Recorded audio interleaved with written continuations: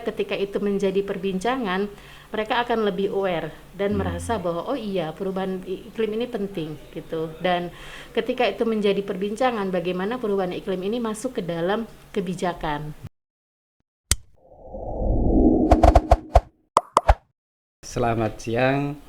Hari ini kita kedatangan tamu yang luar biasa dari salah satu NGO nasional di Jakarta, yaitu Patiro. Nah, dalam kesempatan ini kami ingin bincang-bincang ringan lah dengan beliau, yaitu Ibu Fitri. Selamat siang, Bu Fitri. Selamat siang, Pak Yono. Bu Fitri bisa memperkenalkan apa dan siapa sih Patiro itu? Saya Fitria dari Patiro. Kebetulan di Patiro saya dipercaya sebagai Ketua Badan Pengurus sejak tahun 2020 sampai 2024. Patiro sendiri adalah sebuah lembaga non-profit yang berdiri tahun 1999 di Jakarta. Kami bekerja untuk tata kelola pemerintahan, tidak hanya di daerah tapi juga di nasional. Dan Patiro sendiri memiliki 3 fokus area yang menjadi acuan kami dalam bekerja, dalam melaksanakan program dan kegiatan. Yang pertama adalah transparansi, yang kedua reformasi pelayanan publik, dan yang ketiga adalah reformasi pengelolaan keuangan publik. Jadi apapun program kami, apapun makanannya, apapun program kami yang kami lakukan itu tidak jauh dari 3 fokus area tersebut. Gitu.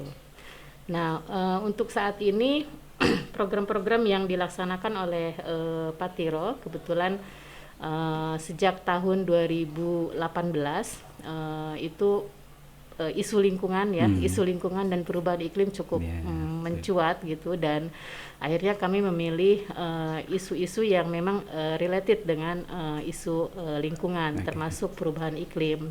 Nah, meskipun isunya isu perubahan iklim dan lingkungan, tetapi tidak jauh dari core 3 fokus area tersebut. Nah, terutama yang terkait dengan pengelolaan keuangan publik. Jadi misalnya kami memiliki satu program kerjasama dengan Kemenkeu untuk melakukan kajian perubahan iklim, gender dan perubahan iklim yang dilihat dari tagging anggarannya. Kemudian isu lingkungan juga, kami mendorong alokasi untuk TAPE dan TANE. Jadi skema pendanaan untuk lingkungan baik di tingkat nasional, provinsi maupun kabupaten kota. Kemudian isu perubahan iklim pun yang saat ini sedang dijalankan kerjasama dengan Transform dan juga 8 anggota konsorsium lainnya, itu adalah perubahan iklim yang tentu saja itu tidak jauh dari fokus area kami. Salah satunya adalah pengelolaan keuangan publik, karena di dalamnya adalah kami melakukan advokasi anggaran untuk perubahan iklim. Nah, apa yang bisa diceritakan sejauh mana sebenarnya ketika kehadiran Patiro untuk mendorong itu ada perubahan-perubahan tata kelola di tingkat pemerintah, terutama pada isu-isu tadi. Ya. Seperti apa perjalanan sampai perjalanannya? Sebenarnya perjalanan kami untuk isu anggaran itu khususnya adalah mendorong anggaran responsif gender, anggaran responsif gender, dan juga mendorong perencanaan penganggaran responsif gender. Jadi sejak tahun 2000, kalau tidak salah sejak tahun 2005 kami sudah bekerja sama dengan Kementerian Pemberdayaan Perempuan dan Perlindungan Anak untuk mendorong adanya perencanaan penganggaran yang responsif gender. Jadi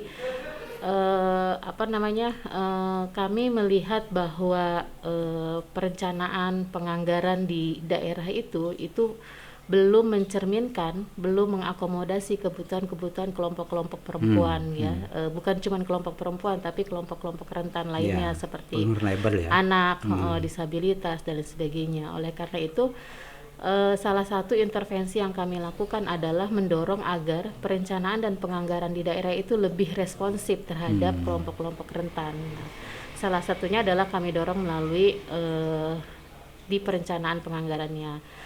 kami kerjasama dengan Kementerian Pemberdayaan Perempuan mendorong adanya regulasi yang bisa mendorong pemerintah daerah untuk mengalokasikan anggaran untuk perempuan, anak dan sebagainya. Meskipun perencanaan penganggaran responsif gender tidak sebatas mengalokasikan anggaran gitu ya, tapi bagaimana mulai dari proses gitu ya, kemudian akses, manfaat dan kontrol, di situ perempuan bisa terlibat di pembangunan gitu ya. Terkait dengan isu perubahan iklim, kami lihat memang tantangannya ya, itu banyak aktor-aktor di daerah yang belum merasa bahwa perubahan iklim ini bagian menjadi isu penting gitu ya Pak Yono ya. Mungkin Pak Yono menyadari gitu ya, bagaimana kita bekerja di komunitas, mereka tidak paham apa itu perubahan iklim gitu ya. Tapi ketika kita ajak mereka untuk merasakan perubahan-perubahan, misalnya kok sekarang masa panennya beda gitu ya. Terus sekarang kok ada buah-buahan yang harusnya musim di bulan tertentu sekarang kok nggak ada gitu. Terus kemudian sekarang kok cuaca lebih panas gitu ya. Atau misalnya kok biasanya yang ber itu adalah musim hujan. Sekarang kok jadi musim kemarau gitu ya. Nah, itu kan isu-isu perubahan iklim yang menurut menurut saya sebetulnya masyarakat sudah merasakan, cuman belum menjadi prioritas bagi pemerintah gitu ya. Nah, melalui program, salah satu program yang kami lakukan, kami dorong bagaimana perubahan iklim ini menjadi perbincangan, di komunitas maupun di pemerintah daerah, sehingga ketika itu menjadi perbincangan, mereka akan lebih aware dan merasa bahwa oh iya, perubahan iklim ini penting gitu. Dan ketika itu menjadi perbincangan, bagaimana perubahan iklim ini masuk ke dalam kebijakan gitu ya, karena misalnya kebijakan perencanaannya, bagaimana perubahan iklim ini masuk ke dalam isu prioritas RPJMD gitu ya. Terus kemudian bagaimana perubahan iklim ini itu dijawab melalui kebijakan anggaran. Apakah ada sinerginya misalnya? Ada peningkatan anggaran dari ini misalnya negara untuk persoalan gender dan perubahan iklim tadi itu. Hasil studi-studinya yang dilakukan oleh Pak Tiro selama ini menunjukkan peta seperti apa mappingnya itu? Kami sebetulnya belum melakukan kajian khusus ya. Apakah dari proses advokasi yang dilakukan untuk mendorong adanya alokasi anggaran itu terjadi perubahan kebijakan, khususnya kebijakan alokasi anggaran gitu ya. Termasuk yang tagging anggaran. Jadi kajian kami yang kerjasama dengan DJPK, Kemenkeu untuk tagging anggaran gender dan perubahan iklim, itu juga sebetulnya kita men-tagging anggaran perubahan iklim yang responsif gender, dan ternyata hasilnya belum begitu memuaskan gitu ya. Artinya belum semua kementerian melakukan tagging anggaran responsif gender. Terus kemudian alokasi anggaran pun gitu ya, itu juga masih menjadi challenge gitu ya. Kita belum melihat apakah ada peningkatan alokasi anggaran untuk perubahan iklim dan sebagainya. Meskipun kami bersama dengan mitra-mitra CSO dalam konsorsium program Fikra melakukan budget tracking untuk melihat sejauh mana sih pemerintah daerah sudah mengalokasikan anggaran perubahan iklim. Terus kemudian bagaimana dari proses advokasi yang dilakukan oleh kami bersama dengan mitra CSO itu bisa meningkatkan alokasi anggaran. Jadi memang masih panjang nih perjuangan untuk sampai ke sana gitu ya. Tapi setidaknya saya pikir pemerintah pusat sudah cukup aware gitu ya, peduli terhadap perubahan iklim, dan kebijakan-kebijakan di tingkat nasional pun menurut saya sudah sangat baik. Hanya tinggal tantangannya adalah implementasi di tingkat daerah. Kalau kita lihat di tingkat pemerintah daerah sendiri, ada komitmen itu untuk membuat kebijakan dalam bentuk perda, pergub atau macam-macam yang seperti itu dan sejenisnya. Nah, tetapi persoalan rencana aksinya tetapi dalam konteks konsistensi mendukung RAD itu atau yang lain-lain itu biasanya kalau tidak ada yang awal itu kekurangan apa loyo di akhir-akhir gitu. Nah, disitulah peran-peran sebenarnya gitu pengalamannya Pak Tiro selama ini misalnya dengan berbagai pola tata kelola yang dirasakan selama ini dan bergelut di situ itu seperti apa sebenarnya? Ya, itulah pentingnya voice ya. Situ ya. Voice to noise apa noise to voice?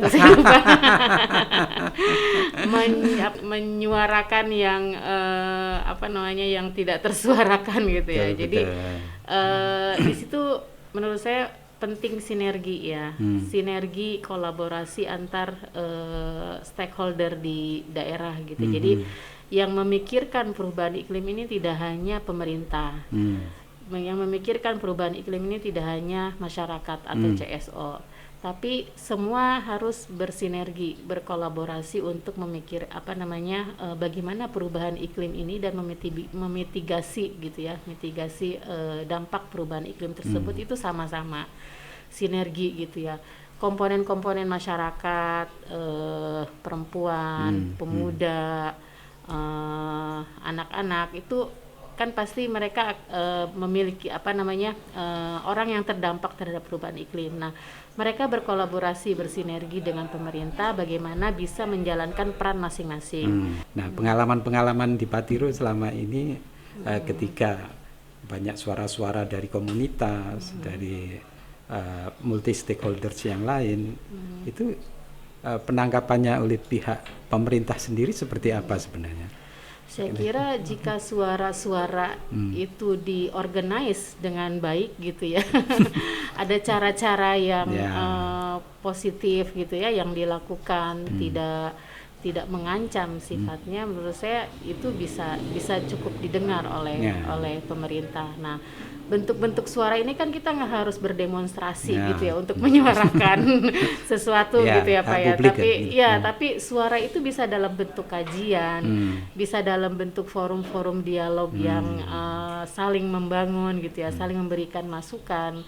Pengalaman Pak Tiro, saya kira kita cukup ini ya menyuarakan suara. Kita punya suara-suara dari komunitas ya, misalnya apa sih aspirasi mereka gitu ya, permasalahan-permasalahan mereka di tingkat bawah seperti apa. Nah, kita membawa suara-suara itu dalam bentuk hasil kajian gitu ya, hasil asesmen di tingkat komunitas kita bawa ke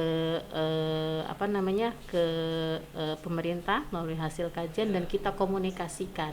Nah, suara itu yang kemudian kita sampaikan kepada pemerintah, dan menurut saya dengan model seperti itu bisa lebih didengar gitu.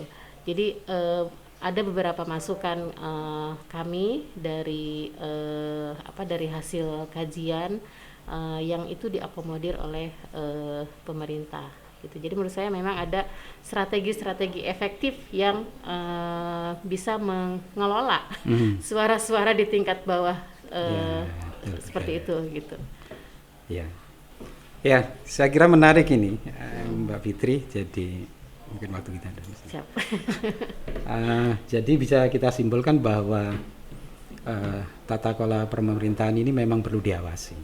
Dan dalam konteks mengawasi itu publik harus terlibat, karena banyak persoalan isu-isu di tingkat publik itu yang menyangkut kehidupan kita bersama, apakah kebutuhan dasar, kebutuhan yang lain-lain, itu publik harus terlibat. Nah, bagaimana melibatkan publik itu tadi, dan saya kira banyak hal dan suara-suara itu harus ditangkap menjadi sebuah masukan dan untuk memperbaiki situasi tata kelola pemerintahan. Terima kasih Mbak Fitri, menarik sekali. Mudah-mudahan di lain kesempatan kita bisa berbincang lebih lama dengan isu-isu yang lebih mutakhir. Demikian saya kira, terima kasih para pendengar podcast Transform. Ini perbincangan yang sangat menarik dan kesempatan yang langka. Saya kira kita sudah membahas beberapa isu tentang tata kelola dikaitkan dengan persoalan-persoalan publik, perubahan iklim, gender dan lain-lain. Yang menarik, insya Allah ke depan akan kita lanjutkan dengan yang lebih menarik lagi. Insya Allah. Terima kasih.